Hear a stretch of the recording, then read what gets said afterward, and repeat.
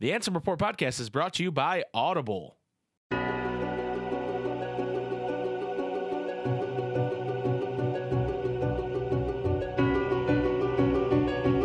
One who knows nothing can understand nothing.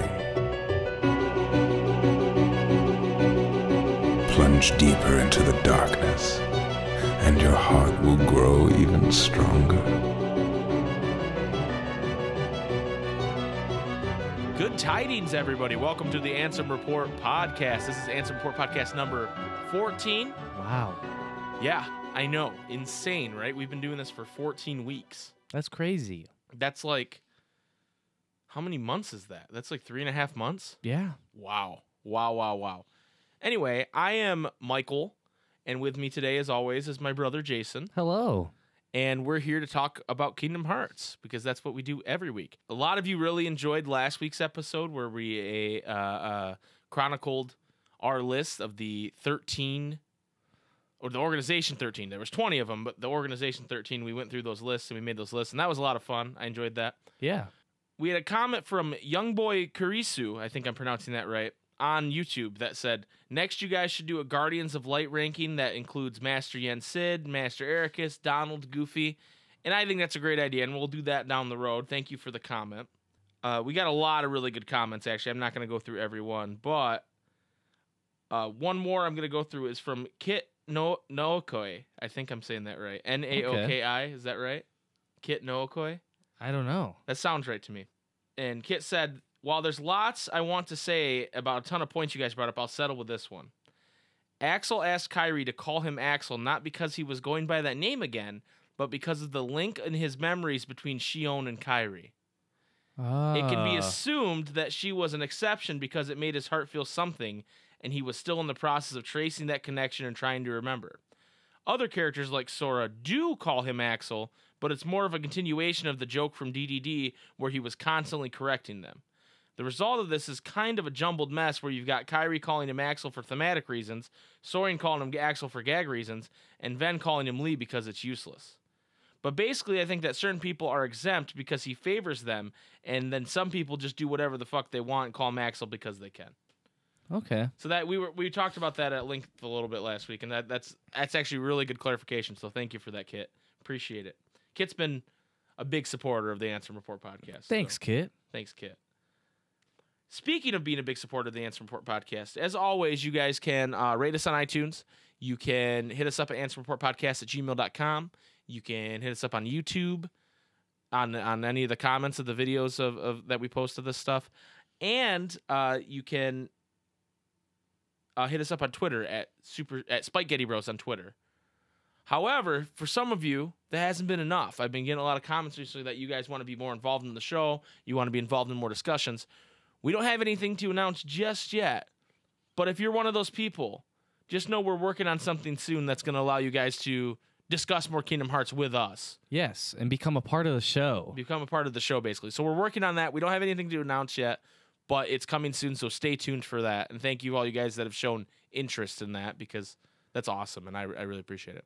Today, our main topic, Jason, is going to be the finishing, the continuation, the end of the Sleeping Realms theory. It's taken us 3 episodes. 3 episodes. We are going to finish that today. But first, there's some interesting little news, just a tiny bit of news that we want to talk about, and that's a little bit more of an update on Critical Mode. Yeah, just a little update. At GDC, Tai Yusoi, the co-director of Kingdom Hearts 3, was interviewed. He talked about a lot of numerous stuff, but the important thing, the thing that I really was drawn to, yes, is Critical Mode. And how Critical Mode isn't just, hey, turning up HP and making people harder to hit and, all that stuff. Yeah. But they're going to have different strategies for you to use to defeat enemies, and you can beat it without leveling up, but you really have to think about what you're doing and really take your time with it, which sounds awesome. And I think it's exactly what the community that's looking for that difficulty wanted, right? Yeah, and he mentioned AI changes and stuff to make things more fair in a critical. If you get hit more than a couple times, you'll die, right? So I think that's really cool because there's a lot of them where it's like, okay, if you get hit by a Giga and you're not a Giga, you're probably just gonna get one shot, right? Yeah. So like for level 1 runs, that's just not as fun, you know. So there's some changes to the AI. Well, and he also said it guard will harder encourage and them to stuff. utilize the game's full array of options, such as cooking meals to gain stat benefits. Right. So it's encouraging people to use everything in the game. This is the quote I have here. It is balanced in a way that you could clear it without leveling up, for example, but you really have to think it through. For example, you have to think about the timing of your guarding and using the counter in order to make battles easier to clear. So I think that's a step in the positive direction, personally. Yeah. What do you think, Jace? Yeah. No, I definitely think it'll be because like then that means like level 1 you have counter and all that stuff, which is like pretty fun, pretty cool. I'm mainly just like worried about those bosses where like having like sped run the game a bunch of times. There's gonna be bosses where like there's like forced health gates, and I know people kind of figure out like level 1 how to beat all the bosses on critical in whatever window, skip DM and all that type of stuff. But for like a casual critical mode run, like I just plug it, I turn the game on and I just decide to go through critical mode my first time. Like there's gonna be certain ones I'm gonna be kind of worried about, just like how triggering or not they are. But I mean, I guess that's kind of how it's been in all of the Kingdom Hearts games. See, the thing is though, like there's always at least that one boss that's gonna be a pain in the ass. I get why you would say that having someone that sped run the game, but speed runned. I get why you would say that. However, when we were just playing the game through casually, I didn't feel like there was any bosses that were really that annoying. The only one that we really were, lamenting was the Lich. All the Lich fights, right? Because like when Skull obviously is highly annoying in the speedrunning standpoint. But when we fought Skull, we were like, this is cool. You know what I mean? Right. I think Critical will have the same effect. I don't think it will be a thing where, like, when you're speedrunning, you're like, oh my God, I want to get this done as fast as possible. Right. Where when you're just fighting Skull, like, obviously you want to get it done, but you're not like, oh man. You're in the moment like I could die at any moment. This is cool. Right, exactly. So I don't think that would be a huge problem. I get why you'd say that, though. Yeah. I'm not like super worried. Right. But it's there. It's a worry. It's something you got to think about. Anyway, that's all we're going to talk about for that. We are now going to take a quick commercial break to hear from our sponsor, Audible, like we always do. I don't think it will be Zigbar this time talking to you guys, but we'll have that up. And then we're going to go right back into the Sleeping Realm theory. And that's exciting to me because I like talking about Kingdom Hearts and how theories. Things aren't always as they seem. Yes, I love theories. And who has a role to play and who doesn't have a role to play and da-da-da-da. So we will be right back. You can try. Ever the fool boy.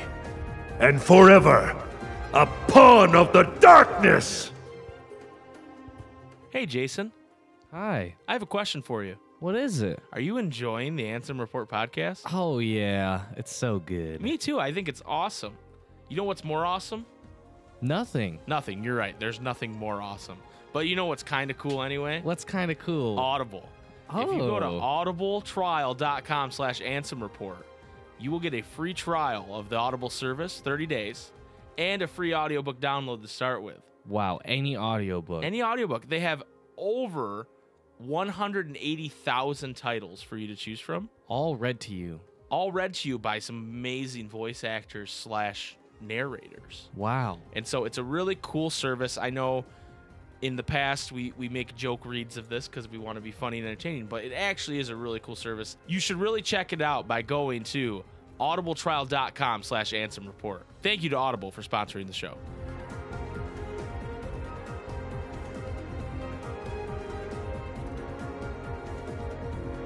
Welcome back, everybody. We're back here, the Ansem Report podcast number 14. This is part 3 of the Sleeping Realm theory. If you have the document open on Google Docs and you want to be where we are at a part called Light in the Darkness, and right before it, there's a picture of Riku saying "Never give up" right above it. And we're close to the end of this, but We wanted to, give it its time, and we felt like if we just shoehorned this end part in the last episode, it would have not been doing it justice. Don't you agree, Jason? Yes. To catch up where we were, because it's been a week, they're asking the question, when it was time to go back, why, once he saved everybody's hearts by diving, why is Kyrie the only one mentioned? Why is she the only one that's there when you're floating through space? Right, because it's how you save their hearts, right? Right, but you didn't save Kyrie's. So Sora goes back in time. We see Riku's self-sacrifice scene, a last act of protection through Sora's point of view this time. Reminded of the message Riku's trying to tell him, of strength to protect, of not giving up, before Sora gets plunged into darkness with a single point of bright light. With no direct prompting on his final instinct, Sora calls for Riku, reaching for the light like he reached for him in the KH1 opening, like he reached for the light in the dive to the heart. Just like the dive to the heart, the parallel is intentional, and it does. They have a GIF here in the document that shows him reaching for the light in the same kind of way he reached for the light multiple times before. Notably in this scene, when Sora yells, "Riku, answer me," the light itself begins making an odd ringing sound, responding to Sora's call. And we see him react to it with a look of surprise and awe, all while the light grows brighter before Sora calmly flies straight into it. The light leads Sora to Riku's heart first, Olympus. So, yes. Basically, this is where we pick up where we're saving everybody's hearts. Yeah. From the liches. And he finds Riku's heart first in Olympus. Yeah. After calling to the light and following the light. That makes sense. They also parallel it to the fact that it's the world before Riku and Sora dive, kind of. Oh, okay. Based on their theory. So yeah. They parallel it to that. That it's like Kingdom Hearts 2.8. Right. It's the world where Herc says explicitly, "I was able to save Meg's life because I was willing to risk my own." The light leads Sora here immediately after we get Sora experiencing Riku's self-sacrificial act for the second time. And to really hammer it home, he finds Riku floating atop a sacrificial tripod, most likely the Delphic tripod associated with Apollo, the god of sun and light. I don't know where they get that info from, but that's crazy. But if that's the case, that's pretty funny. I don't know what. I guess. What do you sacrifice in it? Well, not that, but like your best friend. The fact that it's like tied to Apollo. You know what I mean? Like how do you know? Is that what just specifically what that one looks like? I don't know where they got that from, who but knows? we'll take their word for it. Yeah. This is the world with the most direct, explicitly stated parallel of giving up what you're expected to love for what you truly love. And how if you truly love something, you wouldn't leave it. If you truly love something, you wouldn't leave it. Your life would be empty without it. Sora proceeds to save everyone's hearts except pointedly Kairi, because her heart's already lost. Returning to the Keyblade graveyard again, we do not find Kairi anywhere. We just kind of run into her on the way. Distinctly, deliberately, she is off to the side. The framing is off. Comparing two instances where Kylie was the light in the darkness, in Chain of Memories, there's a little ambiguity. She's central. There's little ambiguity. She's central, and it's animating from her. It is very strange. She kind of almost the gift it looks they like show. She covers it. It looks like she's like, "Hey, the light's there, but I'm going to cover it." Yeah. Like, pay attention to me, Sora. Right. So they talk about in Kingdom Hearts 1, there's a sequence with Kairi's grandma. And how Kairi's grandma tells the story of how these children saved the world, right? Yeah. With their light. And they say, Kairi has been presented as a light for Sora another time in the past. The example called back to the opening cinematic where Kairi's light showed him the vision of her grandmother. The light tunnel showing Sora's visions isn't in itself strange. After all, that's what Kairi did in KH1. Okay. You remember that? Yeah. And he's like, "Where am I?" And they show the Kairi and the grandmother. In fact, Kairi even echoes what she said in KH1 that kicks off the light tunnel sequence. Her, "I simply believed you wouldn't," a mirror to her, "I believe in you" from back then. But there's one key difference in this obvious callback. Kairi is clearly the light in this scene because the light leads Sora to a vision of her. He sees her after following it through to the end of the tunnel. Clearly and explicitly, every time either Kairi or Riku's light has been shown as a tunnel to follow, they've been there at the very end of it. And so you ask yourself this: how is Kairi supposed to be following her own light back? And if this scene were truly meant to be taken at face value, why do we get these specific visions inexplicitly in the middle of it? So they show the different visions of love that are shown in the Disney worlds at Rapunzel's area and at Frozen's area, and that happens in that cutscene. It shows Flynn and Rapunzel hugging, and it shows Elsa and Anna hugging in very important moments. Sudden visions of self-sacrifice, both referred to as true love, accompanied by the reviving power it has. Except neither Kairi or Sora has sacrificed themselves for each other at this point, within this context. Sora tries to shield her, an act that read as surprisingly desperate and hopeless for the first sign of danger she faced. Like his heart, remembered she was going to die in this battle no matter what. But Goofy blocked the attack and nothing came of it. And most importantly, for all the danger she's in, none of Kairi's scenes read as self-sacrificial. They read as resigned. Like she knew she was going to die. This light that Sora assumes is Kairi, but which she never confirms or denies, a light that led him to Riku's heart originally. This light begins showing him these scenes of self-sacrifice, and Sora makes a confused jerking motion. Like a what? Like he pulls back. Not like a jerking motion when you're like, this guy, right? And you do like the jerk-off motion. And in reaction, Kairi is also confused, which is weird considering if she's the light, she should be the one showing him these visions in the first place. And when they follow the light back to KG for no reason, we can see we get this. I never noticed this, actually. They go into light, and there's a solid 5 seconds where all we see is white screen and then this shot. Sora outstretches his arm, his other arm. His other arm. One arm is holding Kairi's hand. The other left arm is outstretching. Like as if he's going to hold somebody else's hand. We see Sora's right arm outstretched, holding Kairi's hand, but she's omitted from the frame entirely because the focus, what they want you to see, is Sora reaching for the light one last time.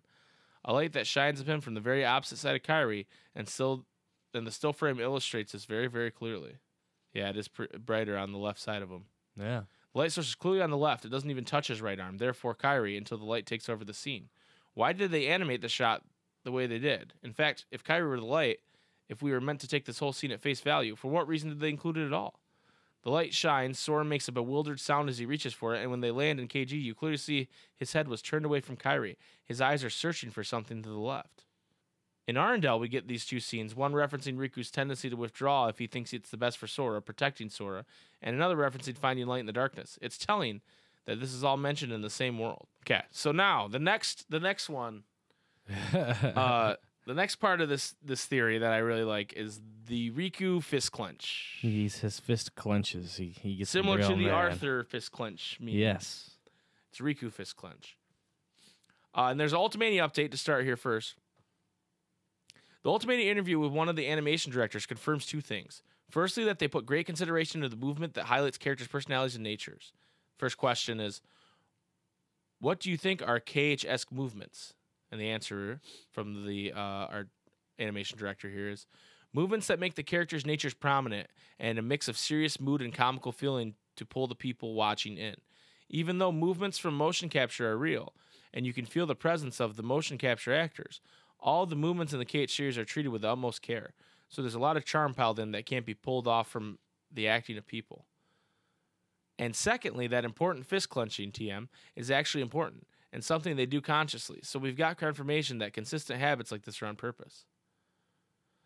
And then they include a bonus from the Ultimania, because every Ultimania interview, they ended with, hey, tell us a secret about the game only you know. And this animation director, Munori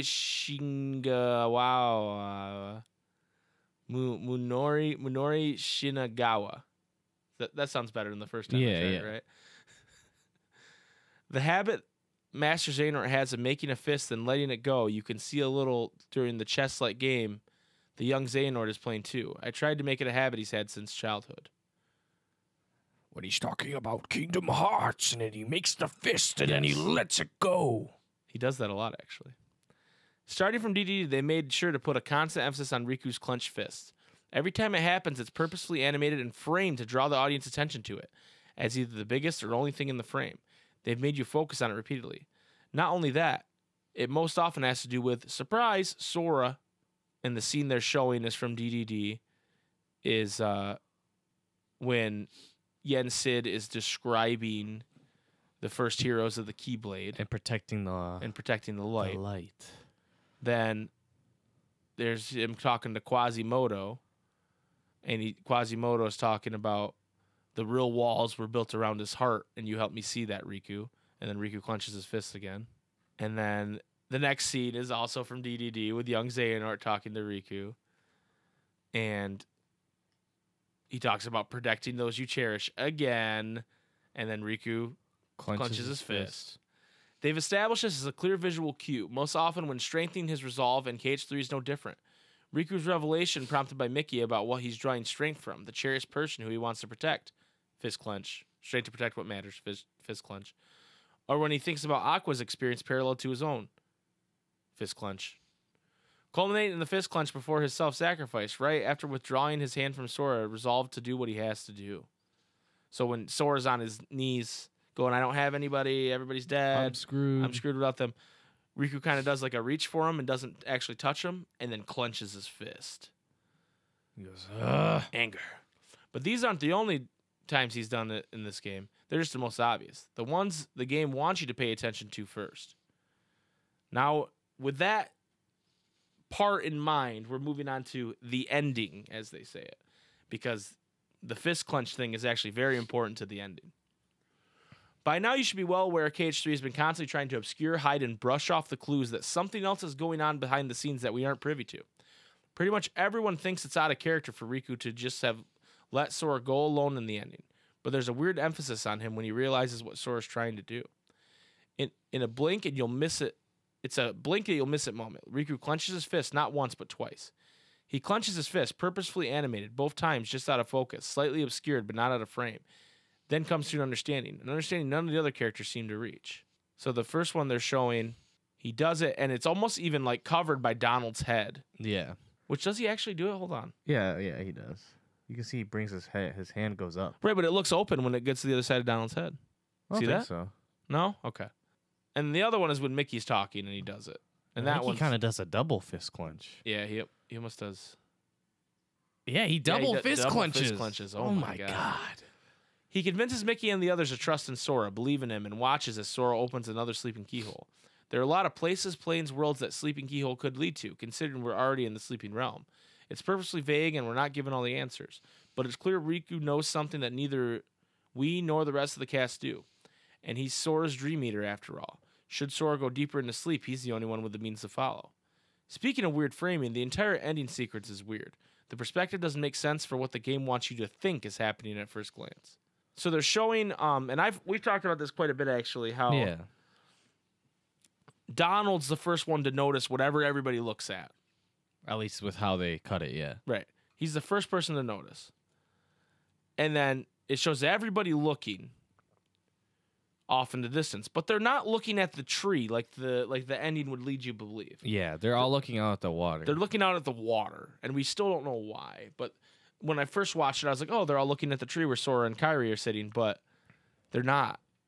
Not at all, because the tree is to the left of them. Yeah. And I think they say that here. We know from the layout of Destiny Islands, if these characters were by the shack, the point they'd be looking out at would be the middle of the ocean, not the tree. And every character is facing the same direction with a look of mild or neutral shock. Or, you know, if you're Mickey Mouse, a smile is as close as he can get. Yeah, he's straight up smiling. And they're all just kind of like, what? Yeah. Main thing is everything's looking out at the sea, except pointedly the nobody kids. Yeah, Rox is kind of looking to the right there, isn't he? He kind of looks like he's looking at the tree. Yeah. We see this with Roxas clearly. He turns to look at whatever else is in at first before he blinks, notices something off to the side. His line of sight is the last frame of the shot, doesn't match up with any other character in the same frame, and in fact crosses over Aqua's. This is clearly animated, clearly deliberate. Both illustrates that none of the other characters were looking at the tree, and this was done on purpose. And then we have the girls, interrupted in the middle of their date. They're also the only ones clearly looking at the tree. And while there's a hint of Shion doing it too in the very last frame of the scene, with Naminé, it's clear. She's shown as the only character with a clear reaction to what she's seen, a smile. Ooh, I don't know. I don't know if that's a smile from Naminé. Her face definitely changes. She looks like she's kind of smiling. She looks like she could eventually smile.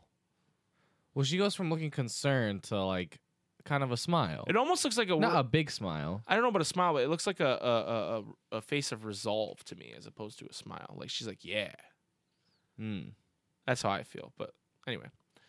Now there could be a lot of reasons for this. A lot of connections between them that would lead to them noticing the tree. They're the kids connected to Sora and Kairi. They're the only ones there with replica bodies. There's also the difference between them with Roxas looking out the ocean first, though. And that's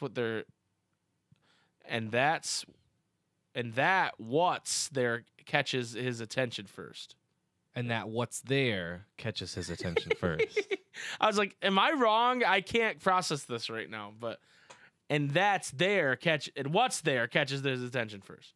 So there's the added possibility that whatever it is his connection is, that whatever it is his connection to is weaker. And the two girls related to Kyrie have the strongest connection to whatever they're seeing. We can't say for sure what the reason is right now. But that these three look at the tree and the others look at something else, something the audience never sees, is fact. But that's not the only thing off about the ending. It's not even the biggest. In DDD, Joshua discovers the existence of dream worlds by spotting the time discrepancy.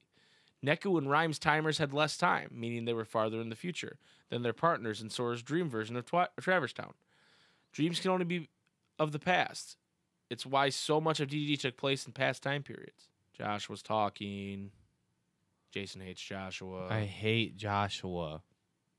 Remember at the start of this, we told you KH3's been lying to you? Remember the sky in the very last scenes? If Riku was truly behind the tree in this shot, why is the sky behind him completely orange? Why isn't it blue or blue tinged at all, like in the Sora and Kyrie shot? These two different points of sunset, two different times, two different worlds. Oh, snap. Translation notes. Now, finally, the last issue with the localization. The one with the biggest implications for what really happens in the ending. Sora never explicitly says we'll both be back in the original version. He says, don't worry, if it's me, no matter what happens, I'll come back. With all the Disney World parallels, all the running themes throughout the game, that half of the Disney Worlds were of accepting separation and it being okay because you're keeping that person in your heart. Sully and Boo of needing to send Boo back to the human world for protection and safety. Elizabeth and Will doomed to living in two different worlds. Hiro in the original Baymax and Tadashi, I don't know why I said Tadashi, literally dealing with moving on from grief and accepting death. That no matter which world line, Kyrie was fated to die and would need to go somewhere else for her own well-being. Sora says this to Xehanort, uncharacteristically serious, like this is a lesson he's come to learn after his whole journey, something we don't get to see him experience. A real leader knows that destiny is beyond his control and accepts that. Remember the start of the game where we see a repetition of the end of Point 2? The scene that's a direct continuation of the very end of DDD, another game where Sora disappears into a sleeping keyhole alone at the end because of something he has to do. The scene that was repeated at the very start of KH3 looked like a bookend meant to remind us of Sora's dedication to saying goodbye to all his friends. I just have some stuff that I have to take care of. So when he goes and sees the Dream Eaters, and then they show the scene of him saying, I just like to say goodbye to all my friends. And in the world Sora and Kyrie are on, we see sunlight flare before abruptly dimming to fade behind a cloud, framing Sora's fading disappearance right before we see it cut to black. Sora leaves, in the end, having said goodbye to Kyrie. He leaves and returns to the sleeping realm. So what they're saying, guys, is that Kyrie is in a different world line, and Sora went to visit to say goodbye and come back, just like he did to the Dream Eaters at the end of DDD. That's what they're saying. How do you feel about that, Jason? That doesn't really make sense because it's like the idea is that in the previous world line, they all died. So that doesn't make much sense, right? Right. It could be a different world line, though. Yeah. Is there a limit on how many world lines there are? Oh, yeah, unless he just went to one where they weren't fated to die and they were... That's just shitty then.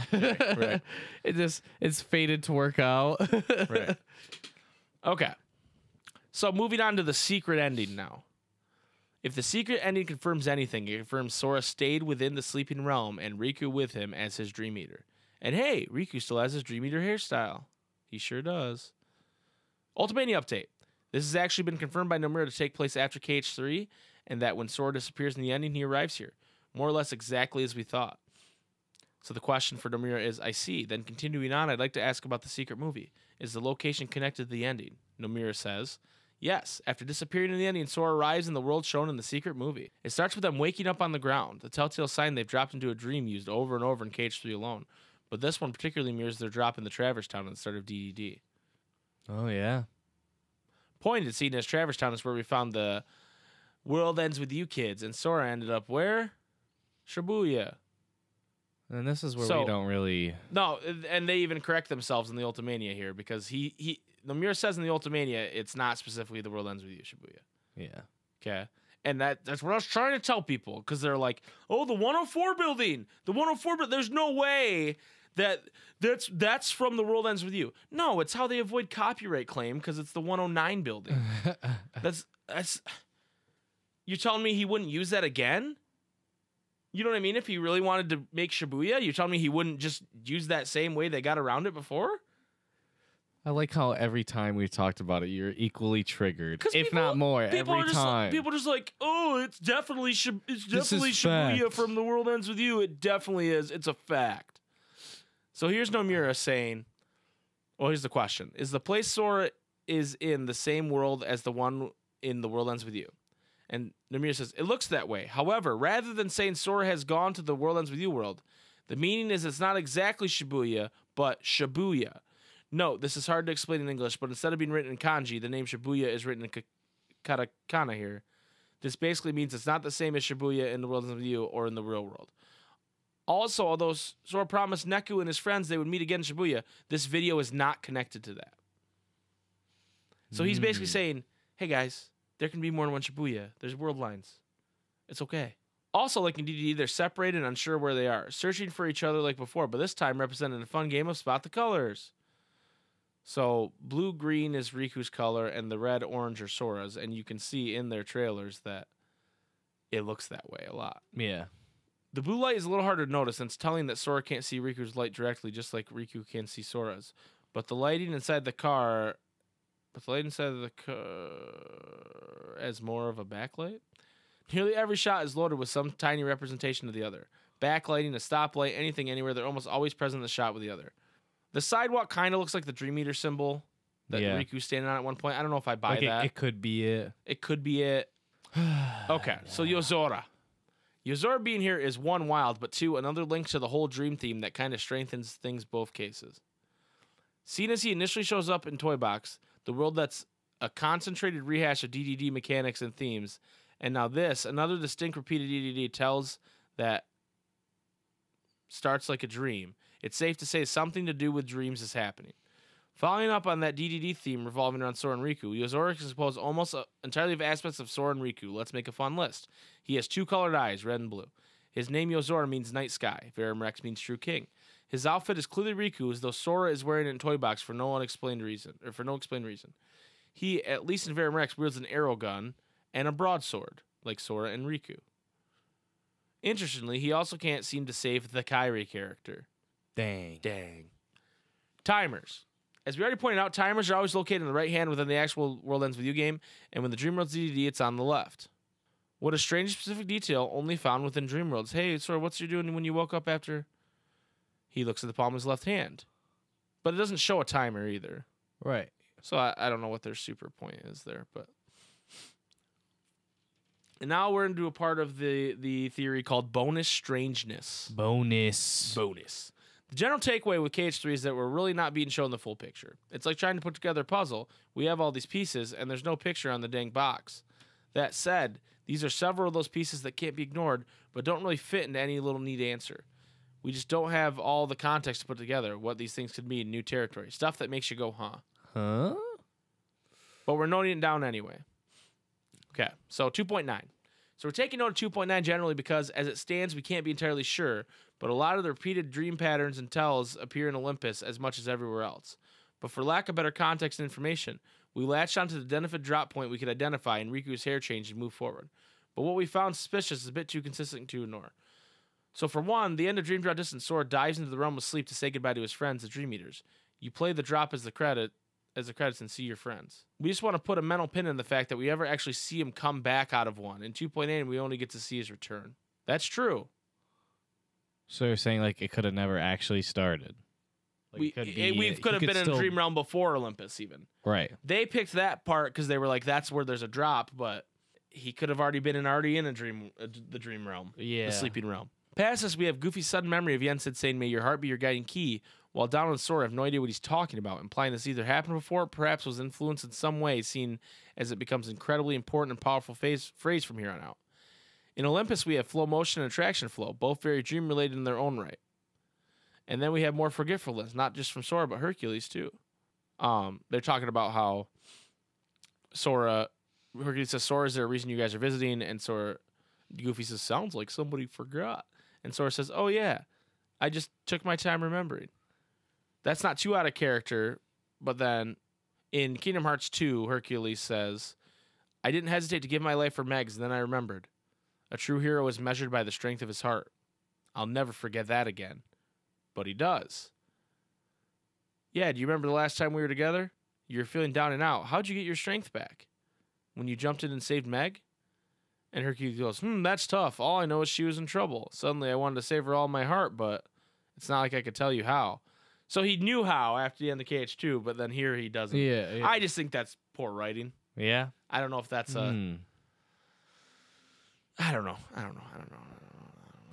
Apparently there are other drops.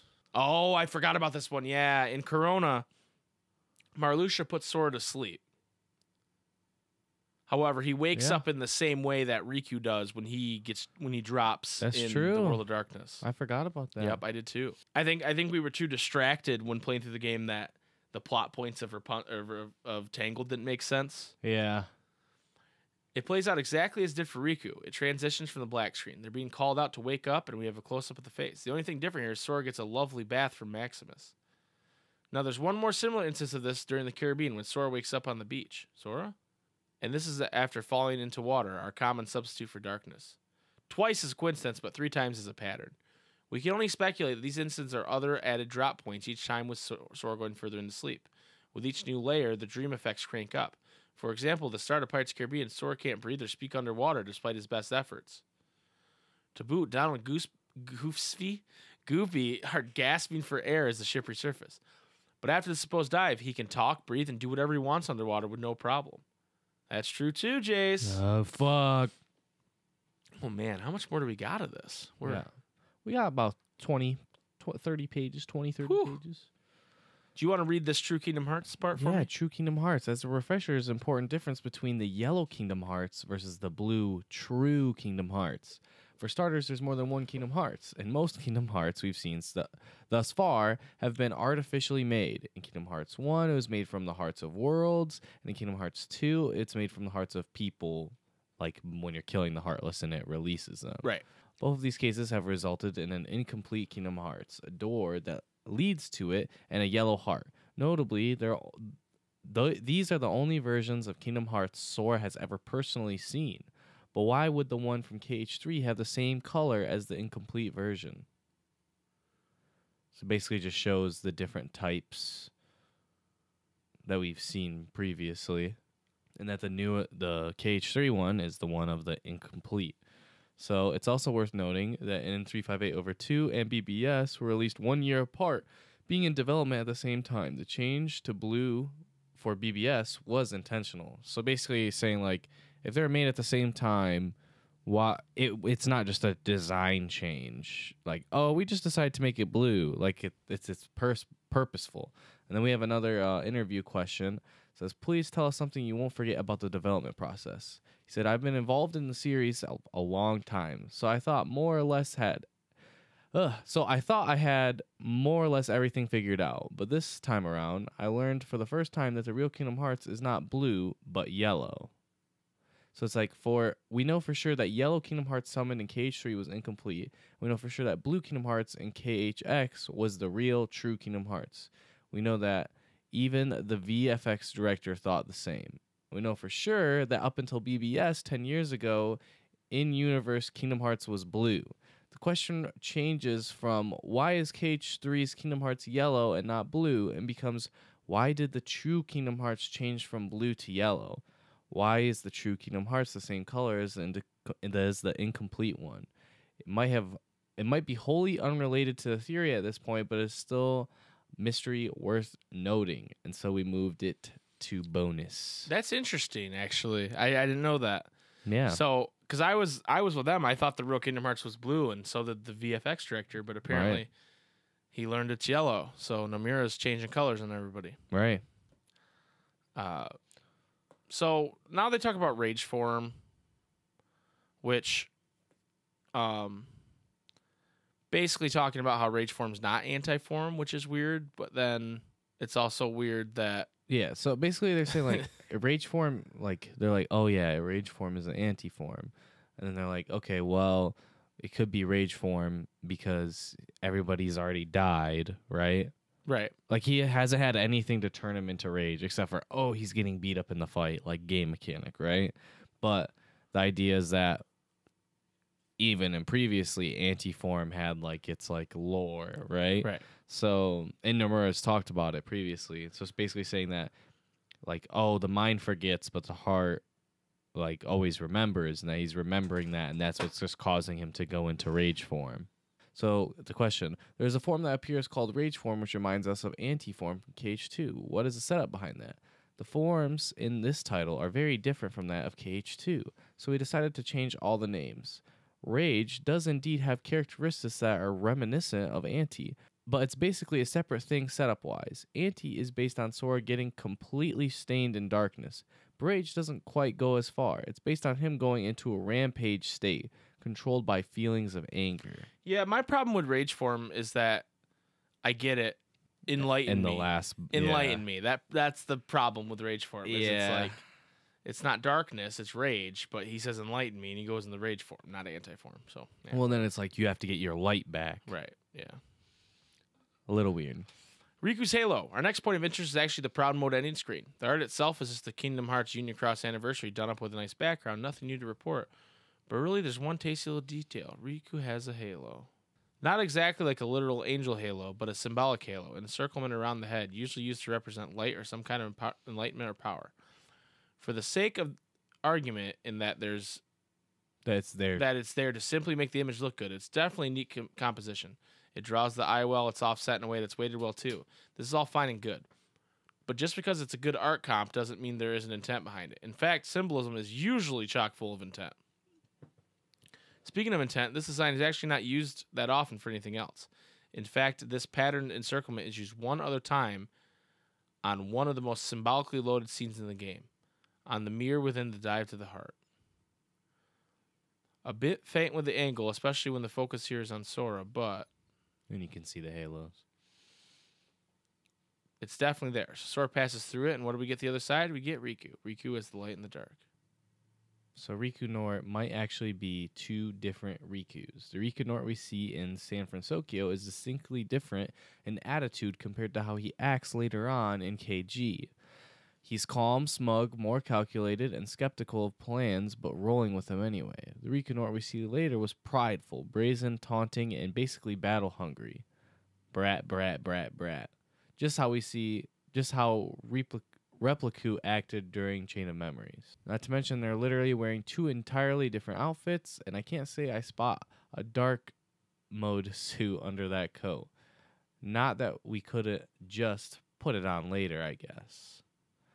So seeing as KH3 has done a thorough job of letting audiences assume and fill in the gaps, it's very likely that in this case of leaving just enough connection to let you think that it's a singular Riku. In San Francisco, Sora and company assume that he must be Riku when possessed by Ansem. A sound reasoning, and he doesn't entirely deny it, but leaves it open. This seems to happen a lot. Later, in the Keyblade Graveyard, Mickey also comes to the same conclusion, voiced exactly the same way. This Riku also doesn't deny it. This is easy for us, the audience, to make the connection and fill in that gap. We're led to do so purposefully, whether it's correct or not. So later, when it proves to us that it's not, in fact, not Riku when he was possessed, but Repliku, which makes sense with his behavior, this throws any and all spoken word out of the window. Characters can be wrong. This can be assumed incorrect, and they can even lie. So that leaves us with whatever contextual clues it shows us instead. Considering that the same Riku were later shown... Considering if this is the same Riku. Okay. Considering if it is the same that's shown in KG, this conversation with Pete and Maleficent in San Francisco, a world brought up both time travel and recreating things in data, doesn't add up. So he says, overstep and darkness will consume you again. What an interesting thing to say. I shall do anything I please, as you should. Oh, I intend to. Who's he? Friend of yours? Though I could tell you. She says, yes, though I couldn't tell you from when. Basically saying that Maleficent like knows. Right. Which would mean it's Ansem, it's Riku Nort. Yeah. But the other one is clearly the replica. Yeah. He speaks very knowingly of Maleficent and past actions from Kingdom Hearts 1 while also hinting at hidden motives that otherwise aren't addressed. This sits especially strange thrown in the face of what we see later from who we know to be Repliku. That and Maleficent's response seems to indicate it's at least a Riku she has known, while also suggesting that she was aware that Riku Nort wasn't who he said he was when Riku when possessed by Ansem SOD. We also have a stark contrast in how they respond to being the real Riku, which is honestly pretty telling. The Riku in Big Hero 6 has no issue with it. He even goads them for needing to figure it out. And that means he's not really Riku. Smarter than you look. When Repliku at the KG fights it to his little dying breath. No, you're not real. I'm the real one. To boot, there is one unexplained scene within Recoded that is a perfect chance to nap Data Riku. It shows up suddenly, much to the confusion of Mickey, Jiminy, and others. And it's a scene with what Ansem Secret of Darkness looks like in his brown, when it's just his heart. Yeah. It's like the brown cloak thing. And Riku, and they're stepping into a portal. The scene ends here with a file from Jiminy saying how this never happened, or at least he didn't write it in the journal at all. So we're left with this. Riku Nort 1. Data Riku. Organization coat, calm and smug demeanor, doesn't get his hands dirty, calls plans into question, based entirely around data and uses actual bug blocks from Recoded. No qualms with not being real, has ulterior motives. Riku Nort 2, Repliku. Dark mode suit, aggressive and cocky attitude, very ready to get his hands dirty, follows orders willingly, insists he's real till death, actually confirmed to be a Repliku, loves long walks on the beach. So what they're trying to tell us, Jason, what these guys are trying to tell us is that there's Riku. The actual Riku. The actual Riku. There's the spirit or heart of Repliku inside Riku. Yep. There's the Repliku we defeat at the Keyblade Graveyard. Mm-hmm. And then there's Data Riku, who's in Big Hero 6. Yeah, so Data Riku from Recoded has been like, that Riku's been nabbed. And now he's in the real world. And So they're trying to say there's 4 Rikus in this game. Yeah. Wow. You could even say 5 if you're like, oh, it's Riku and then like Dream Riku. The idea of Riku leaving to do whatever he wants only to be replaced isn't out of the question either, seen as Demyx completely vanishes and Vex and defects. Data Riku wouldn't be the first. Nominee. The next part is about Best Girl Nominee. We generally learn 2 rules about how to bring people back via replicas. That 1, the replica bodies need to be the right memories loaded in it, and 2, the heart has to be otherwise assimilated, needs a strong emotional reaction to spark it back into being. The following strictly what's visually presented to us, we're led to believe everyone got their happy ending at the cost of Sora's sacrifice. But assuming this is chronological whatsoever, Kairi's still missing at this point. So how is Naminé here at all when they would need Kairi's heart to pull from her to begin with? Nomura has since elaborated a little bit on what happens with Naminé, though it still doesn't really answer the question. How did Ansem the Wise and Enzo and the others move Naminé's heart into a vessel without Kairi being there? Answer. When Kairi was defeated the first time in the Keyblade Graveyard, Naminé's heart was thrown into the final world, right? And Naminé's heart was also thrown out just before the final battle when Kairi was hit by Xehanort's attack. I do plan to show the details of what happened after that. Oh, man. So while we still don't know how or why she's here, Kairi's heart is still a mystery. It's at least knowledge that we don't have all the info and should be shown somewhere down the line. Speaking of Kairi, Shion, please explain. Shion says, Kairi will be all right. I can feel it. Not only is Shion's return not fully explained or made a whole lot of sense of what we know, she has some newfound ability to sense Kairi. And then, Ultimania update. Nomura has since stated in an interview that upcoming DLC will go into Shion and how she's here, so hooray. It's not beyond Kingdom Hearts to pull something like this out of the blue, like Riku's weird stinky darkness smelling ability that conveniently disappeared. He was embarrassed. But given the amount of suspicious activity surrounding Kairi to begin with, it's not hard to believe something purposeful is being done here as well. Yeah. Stinky darkness ability. 2 Keyblades. Yeah. 2 Keyblades This is what part's weird. Can you read this line and try to do the Axel voice? I can try. One of the bigger head scratchers of the game is how in the god dang hell does Roxas have 2 Keyblades? We know from previous games that both Sora and Roxas were able to wield 2 Keyblades due to Ven's heart being inside them. Now with Ven restored, there's no way either of them to dual wield, and yet we also happen to know full well Nomura knows his own lore and pre-established rules, seeing as he made direct reference to it in Utada's cover art for Face My Fears. You know, where she wields 2 Keyblades. He directly comments on it in his countdown post. He said, 7 days ago, this is the last countdown picture. Today, Face My Fears, the OP and EDC to go on sale. I myself drew the cover art. The fact that she has 2 Keyblade must mean she must have 2 hearts. Oh no, the character limit, Nomura.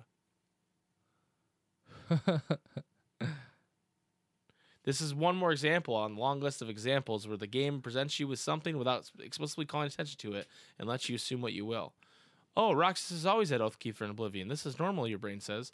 Of course, when he makes his big comeback, he'd have his iconic look. But if we know the rules and Nomura knows the rules, who's wielding 2 blades?